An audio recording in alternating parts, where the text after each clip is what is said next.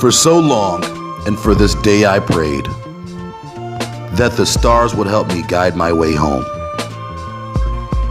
Lost in the land of our ancestors, who knew it was the dirt beneath our feet. That's not where they tried to tell us. For years in school, we were gone off McGraw-Hill textbooks.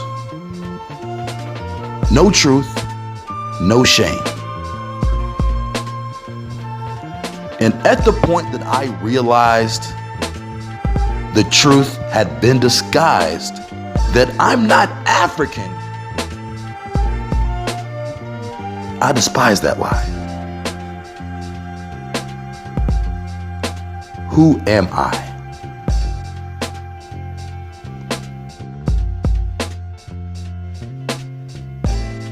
For generations, my people stayed gone off idols made of stick and stone, the rape babies of Rome, the divided slaves of Egypt, subservient to the united fake Jews and the wild Gentiles from the cave, a confused jigaboo slave from Timbuktu to New Babylon. For centuries, the truth stayed hidden. History got rewritten on scrolls in vermilion.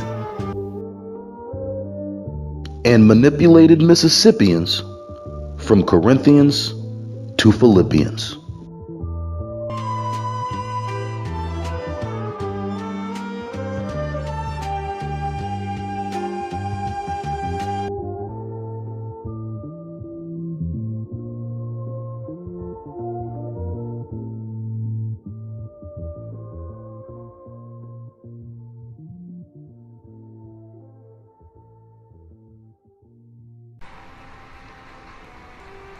People have been waiting a lifetime for something like this.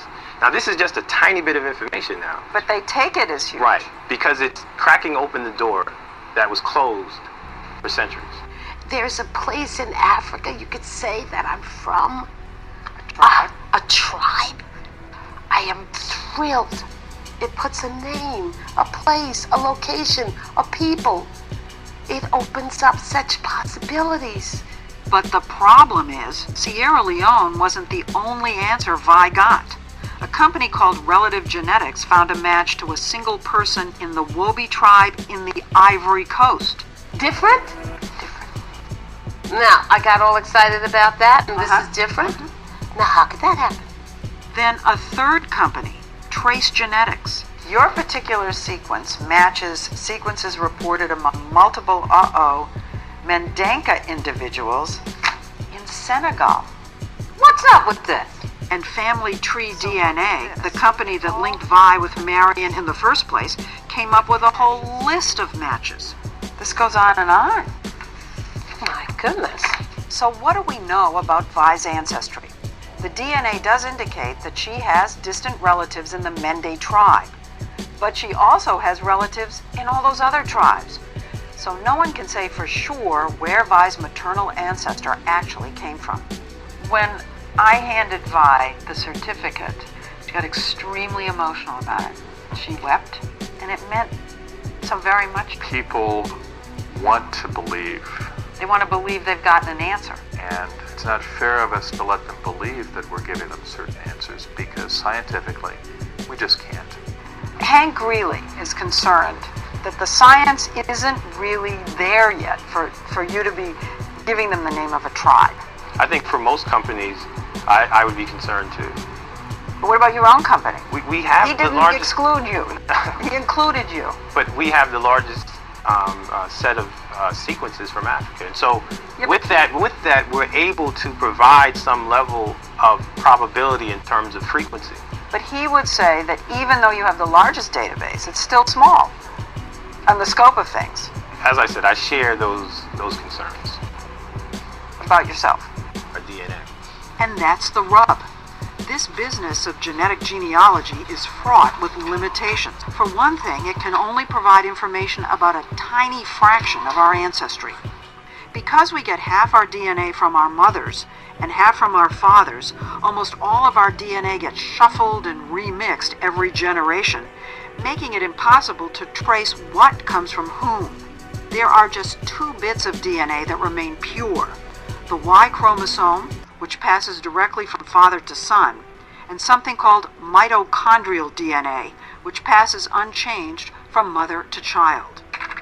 Hank Greeley, a law professor at Stanford University, has studied this new field. He worries that people don't realize just how many ancestors they actually have. 8 generations ago, both you and I had 256 great-great-great-great-great-great-grandparents. Wait, you're saying that if you go back 8 generations, we have 256 great-great-great-grandparents? Yes, it doubles every generation. So you've got 2 parents, you have 4 grandparents, you have 8 great-grandparents, 16 great-great-grandparents, and it adds up fast. It adds up so fast, in fact, that if you go back 20 generations, you've got over 1 million grandparents. 1,048,576 to be exact. And in each generation, DNA testing can provide information about only 2 of them. So you could be Peruvian on your mother's mother's mother's side, Japanese on your father's father's father's side, Swedish on everything else. And you'll never know. And you'll never know the Swedish from the Y chromosome or the mitochondrial DNA. Now, you've looked at several of these companies that are doing these tests. Yes. Do you think that they explain what you just explained to us? No, I don't think any of them does as good a job of pointing out the limitations. But, businesses often don't go around telling you how weak their product is. We don't oversell. I mean, we just say, look, we provide a service. If you're interested in exploring a tiny bit of your DNA and trace its ancestry, we can do that. When you say it's a tiny little amount, It's less than 0.1%. and that's pretty teeny. Yeah, but for people who know nothing about any of them, I think it's very important.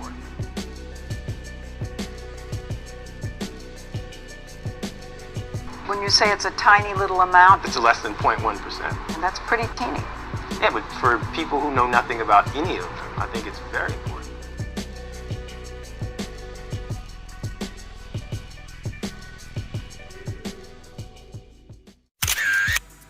The recent attention being pushed toward ancestry companies is far more than just a ploy to extract priceless DNA for medical research. It's also a method of pushing the false historical narrative among Black Americans that their ancestors were not here before the first Europeans. This process is manufactured, propped through marketing specifically to people based upon the supposed scientific credibility of the DNA extraction process. The term DNA has become a trigger word, meaning accurate or foolproof, as it's seen to the public. But how accurate could a DNA test possibly be, considering we have 256 grandparents in 8 generations, and only 2 can be highlighted through a DNA test? DNA should never be confused with ancestry. Without doubt, this is an extremely vague result for a process that most people think is foolproof. Surely there's a better way, and in fact, there is. Public birth records, the most accurate process of tracing one's genealogy. How far can you trace your lineage?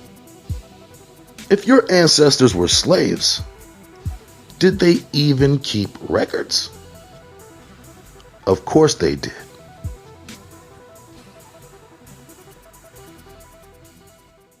Did you read those results? 20% European.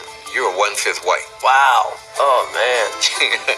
I'm horrible in sports, so maybe this explains that. My jump shot is horrible. 19% European. Are you surprised to know that you have that much European ancestry? I guess so. As dark complected as I am. It means you're third white. Well, that's, surprising. Surprising. Surprising. You are 33% European. Really? I'm 50-50. To my horror, the chairman of African American Studies at Harvard at the time was a half a white man. Surprising. Surprising. Surprising. Surprising. Look, these are real.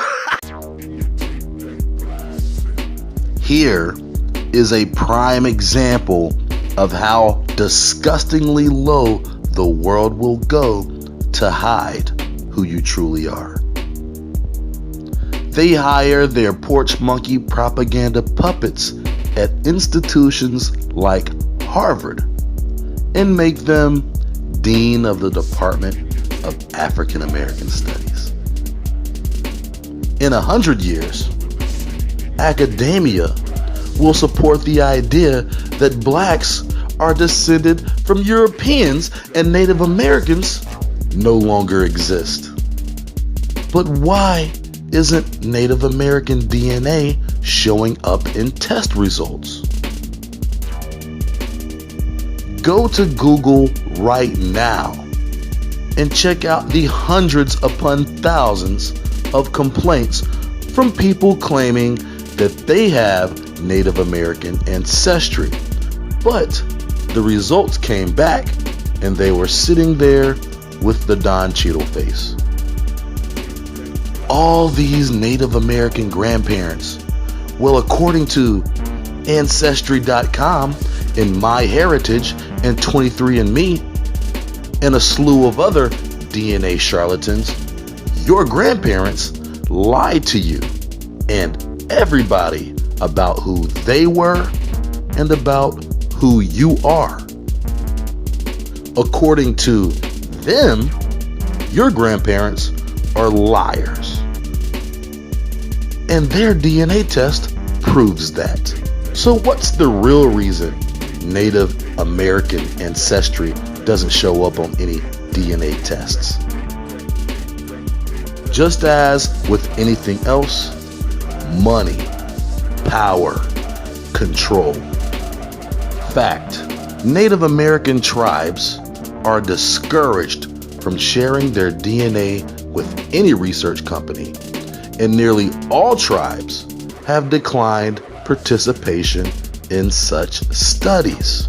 Imagine millions more people claiming indigenous heritage, and think about the amount of money, land, and resources the federal government would have to commit to those people on their behalf.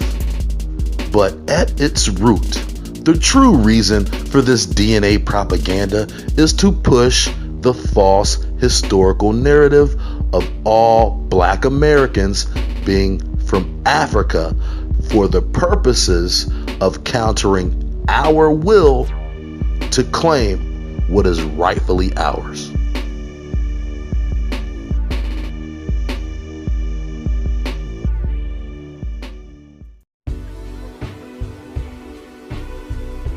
One thing that you will often hear is that Native Americans aren't black. They're red with straight hair. When someone makes a statement like this, inevitably it's just because they've been totally brainwashed with a fraudulent historical perspective. Yes, long before Europeans touched the Americas, the Mongoloid Asian people crossed the Bering Strait through Alaska and started to settle here in the Americas centuries prior. But it wasn't like no one was here. The indigenous people of the Americas were and have always been black. The image that has been promoted is that of a Euro-Mongoloid hybrid and is in no way a factual representation of a true Aboriginal American. However, for centuries, both of these populations coexisted. But how did this come to be? Surely, if Native Americans were black, there would be some sort of evidence. And since most people have never seen a black Indian, they just assume they never existed.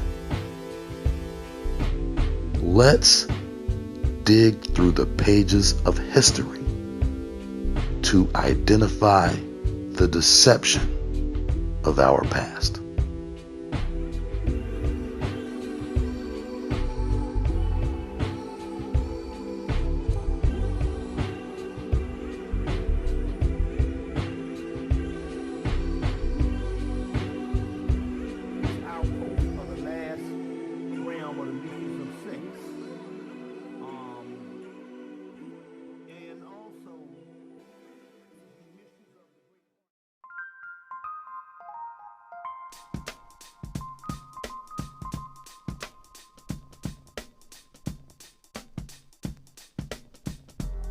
Hernando de Soto was one of the first colonial explorers to travel into the interior of the Americas. Christopher Columbus never explored deeply into intercontinental lands, only in the Caribbean, the coast of Central America, and a few areas on the coast of South America. De Soto was far more influential in westward expansion and the treachery of the conquistador. Here's a quote from the narratives of the career of Hernando de Soto. The expeditions of De Soto and Coronado were the most elaborate efforts made by the Spaniards to explore the interior of North America, and in some respects, they have never been surpassed in the later history of the country. Between them, they nearly spanned the continent from Georgia to the Gulf of California. Of the two, that of De Soto excited the most interest at the time, and this distinction it still retains. It was the first extensive exploration of at least 6 of our southern states, and their written history opens with the narratives which tell its story. These same narratives contain the earliest descriptions which we possess of the life and manners of the Southern Indians so famous in literature and history. The Choctaws, the Cherokees, the Creeks, and the Seminoles, these narratives also record the discovery of the Mississippi River and the story of the first voyage upon it by Europeans. As a young man, Hernando de Soto made his first voyage to the Americas before the age of 20. This was seen as quite the accomplishment. On his second trip, he teamed up with a unit of other Spaniards and ransacked Nicaragua. Later on that same voyage, De Soto was an instrumental player in overthrowing the Incan Empire. After executing women, children, chiefs, princes, and kings, the Spanish overthrew Cuzco, the capital of the Incan Empire. Having ransacked Peru for its riches, De Soto returned to Spain to present his spoils to the Spanish crown. He is well received and accepted into the Order of Santiago. De Soto was now officially a member of the Spanish crown under Queen Isabella and the House of Castile, the very same house that Christopher Columbus sailed under just years earlier.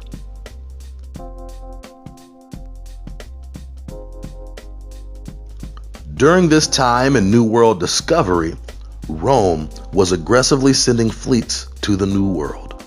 And under Papal Bull Dum Diversus 1452, the Pope decreed that all non-Christians will be subjugated to perpetual slavery. Then in 1493, Pope Alexander, Caesar Borgia's father, signed Inter Caetera, which extended that infinite slavery under God to all lands west and south of the Cape Verde Islands. The Pope also gave exclusive rights to the families of Portugal and Spain, Ferdinand and the House of Aragon, and of course, Queen Isabella and the House of Castile. On his final trip, De Soto was given permission to colonize Spanish Florida and the southeastern United States.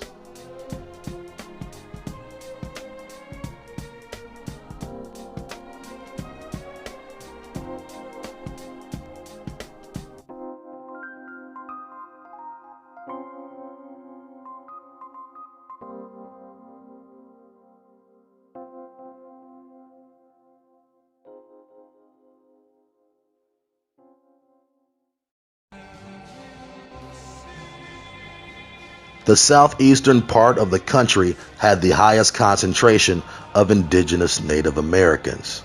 That fact still holds true to this day. As the Spanish arrived, the natives let off smoke signals up and down the coast to warn of the Spanish fleet. When De Soto landed in Florida, he brought with him over 600 men, over 200 horses, and hundreds of pigs. A little known fact about the conquistadors: they brought attack dogs, mostly mastiffs and hounds, who were fed a steady diet of human flesh and trained to kill. Most villages were small with less than a dozen homes. De Soto and his men would roll 300 deep up on these villages. De Soto would read a statement to these natives as he arrived. You and all your lands now belong to the Crown of Spain. Submit and accept Jesus as Lord, and you will be spared. And should you refuse, with the aid of God, we will enter your land against you with force, and we will make war with you in every place and by every means we can and are able. We will put you, your wives, and children into slavery. We will take your property, and we will do you all the harm and evil we can. And that's exactly what they did. De Soto was well schooled in the sport of slaying Indians.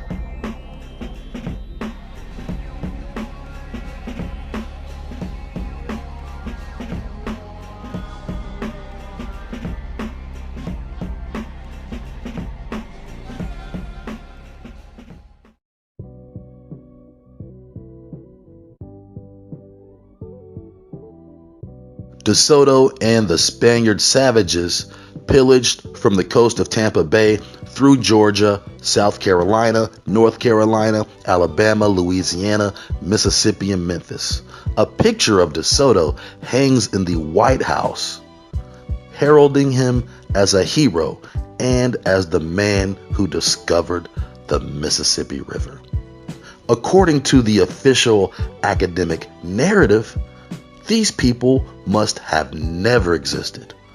Until present day, thousands of mounds are still found all over the Mississippi Basin and the foothills of the Appalachian Mountains, including the Cahokia Mounds in Cairo, Illinois, which at one point in time was a city bigger than London and Rome.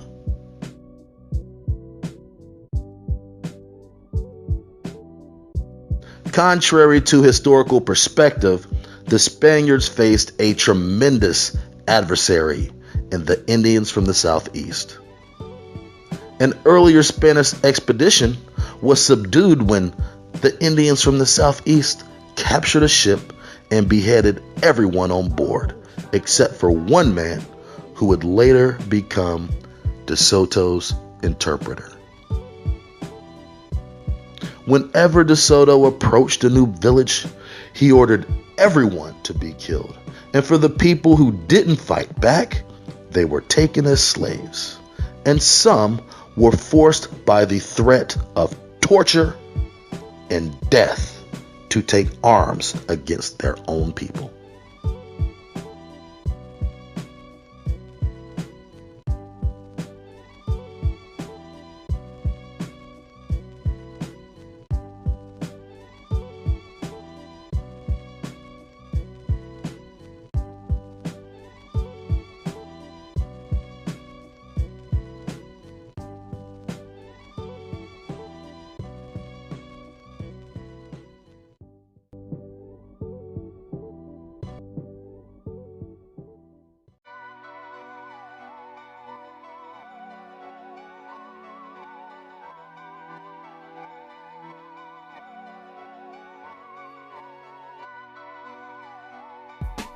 In nearly every case, DeSoto and his men outnumbered the natives 3-1, sometimes as much as 10-1.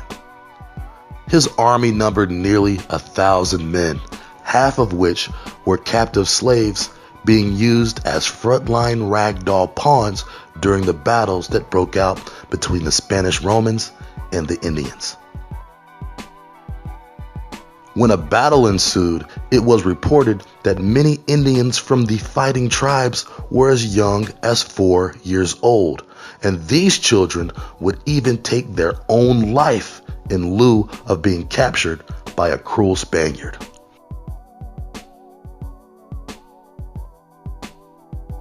Women and children fought bravely until they were eventually cut down and either retreated or taken as slaves. The Spaniards had steel, which the natives did not. They also had a fleet of mounted knights on horseback to come rescue any Spaniard who got in trouble. And let's not forget about the cannibal attack dogs. But of all this, these would not be the Europeans' most effective weapon. Their most effective weapon was disease. The colonizers brought smallpox and a myriad of other diseases, which eventually would kill almost half of the native population.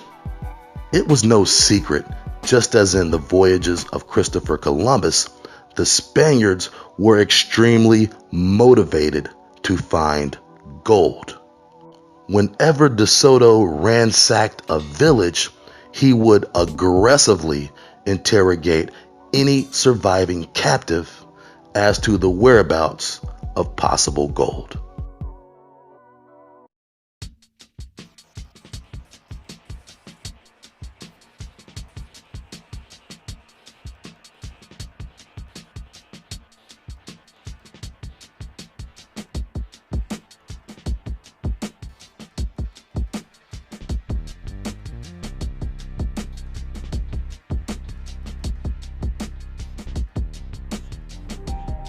Always will remain the countless stories of this Spaniard's savagery. His men killed hundreds of thousands of black natives from Florida to Georgia to North Carolina to Tennessee to Mississippi, all while enslaving any survivors. These men, not just in North America, but in South America before, responsible for the plague that wiped out half the population. On later expeditions, it was noted that the once thriving Mississippi Basin, lined with mounds, people, and civilization, had been decimated, and where there had been hundreds of villages, remained just a few. Every legitimate account of the Native Americans prior to 1700 depicted a dark to copper-skinned race of people who dominated the landscape. But after 1800, every single image of an indigenous American changed. But why is that? When we look at the Spanish depictions of the natives, much is left to the imagination, and it's beyond obvious that these portrayals were completely fabricated in order to characterize the natives as subhuman barbarians. The fake Jew news of Spain often showed the natives as bald, white savages. In 1524, over a decade before De Soto pillaged Florida, Italian explorer Gianni da Verrazzano said this: "The complexion of these people is black, not much different from that of the Ethiopians. Their hair is black and thick and not very long, tied behind the back of the head like a small tail. As for the physique of these men, they are well proportioned, of medium height, a little taller than we are. They have broad chests, strong arms, and the legs and other parts of the body are well composed. There is nothing else, except that they tend to be broad in the face, and they have big black eyes, and an attentive and open look. They have a sharp cunning, and are agile and swift runners."